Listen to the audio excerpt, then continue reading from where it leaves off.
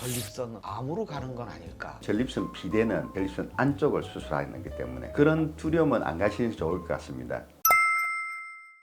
50대 이야기를 좀 해볼까 합니다. 나이가 들어서 그런지 화장실에 좀 자주 갑니다. 소변이 나올 때까지 시간이 좀 걸려요. 소변기 앞에서 좀 한참 서 있어야 돼요.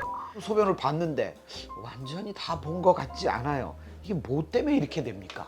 전립선 비대 증상인데 빈뇨, 야간 빈뇨, 오래 서 있는 지연뇨, 소변이 급한 절박뇨 이런 것들은 다 방광에서 일어나는 겁니다. 전립선이 이게 다른 장기와 다른 게 딱 하나 있는데 나이가 들면 다른 장기들은 다 수축하고 위축됩니다. 세포수가 줄어드는데 전립선은 남성 호르몬 영향으로서 계속 돌아가시기까지 성장합니다. 세포수 자체가. 그러면서 전립선 안에 있는 요도가 막히면서 배뇨 장애가 일어나는 거죠. 예를 들어서 방광에 소변이 있더라도 요도를 품고 있는 전립선에서 요도가 막히게 되니까 방광에 잔뇨가 나게 되는 거죠. 소변은 원래 정상적으로 볼 수 있으려면 3시간에서 4시간, 4시간이라 생각하면 하루 6번 정상적인 배뇨를 보면 대뇌에서 수축을 시켜서 배뇨를 이루어질 수 있도록 만들게 됩니다. 전립선 비대가 되면 항상 방광 안에 잔뇨가 남겠죠. 잔뇨가 나면 하수도에 물이 고이면 썩어버린 것처럼 염증 반응이나 자극 반응을 일으킵니다. 방광이 자꾸 수축하려고 하겠죠. 안에 물이 차 있으니까 조금만 물이 차더라도 소변을 보고 싶은 요일을 느끼지 않겠습니까? 소변을 자주 보고 싶은 거는 방광이 차 있는 자극받는 상태에서 소변이 들어가니까 빈뇨가 오게 되는 거고, 앞에 전립선이 막혀 있기 때문에 방광이 아무리 힘을 쓰더라도 서 있어야 소변이 나오지 않겠습니까? 방광 자극 증상들이 계속 반복되고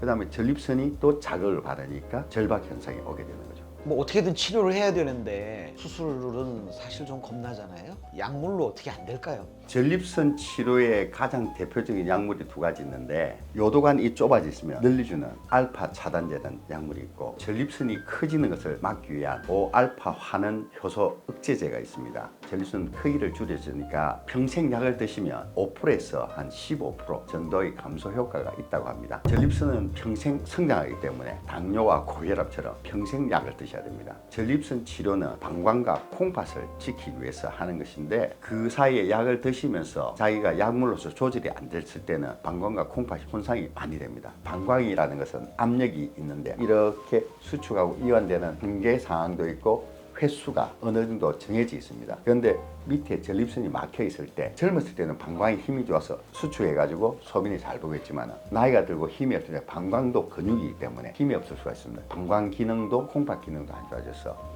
그 상태가 돼 약물 치료로서 효과가 없을 때는 빠른 시간 내에 수술적 요법으로서 방광의 압력 자체를 갖다 줄여주는 것이 가장 좋은 치료 방법이라고 할 수 있습니다. 그래도 수술이 싫다. 그래서 조금 더 간단한 시술 이렇게 찾아보거든요. 유로리프트라는 시술이 있습니다. 국소 마취로 좀 작은 전립선에서 적용할 수 있는 치료법이라 할 수 있습니다. 작은 전립선 자체를 요도 내시경으로 결찰사를 사용하여 전립선이 커진 부분을, 전립선 자체를 결찰하여 묶는다는 의미죠. 묶는다는 의미. 전립선 내에 요도에 있는 직경 자체를 넓혀주면서 소변 배출을 용이하게 하게 하는 수술입니다. 전립선이 비대됐다. 일부 조직을 떼낼 거 아닙니까? 전립선 암으로 가는 건 아닐까 하는 두려움도 좀 있거든요. 그런 두려움은 안 가시는 게 좋을 것 같습니다. 전립선 암은 주로 전립선 바깥에 생깁니다. 전립선 비대는 전립선 안쪽을 수술하는 거기 때문에 그런 걱정은 안 하셔도 될 것 같습니다. 그리고 전립선 비대증을 수술하는 것과 전립선 암과는 관계가 없다. 예, 관계가 없습니다. 전립선 수술을 하고 나서 발기나 사정과 같은 이런 성기능에 문제가 생기는 경우가 좀 있다고 하거든요. 예, 많이 봤죠. 예전에 있던 전립선 절제술, 역행성 사정이라고, 전립선 사정관의 뒷부분을 갖다 확장시키니까 전립선 액 자체가 구멍이 뻥 뚫리진 방광 쪽으로 거꾸로 들어가서 뒤로 가는 게 더 쉽고 앞으로 나오는 게 적으니까 그걸 역행성 사정이라 합니다. 전기나 고열이 오랫동안 지속되니까 전립선 주변의 신경이나 혈관들을 약간 손상시킬 수 있습니다. 그래서 발기부전도 올 수가 있었습니다. 그런데 요즘 수술들은 그런 부작용이 거의 없어서 역행성 사정이나 발기부전들은 거의 안 오는 것으로 지금 발표되고 있습니다. 과거의 전립선 수술에 고열과 전기적 자극이 없는 현재의 신기술, 예전에 있던 역행성 사정과 발기부전 부작용들은 거의 없다고 보시면 됩니다.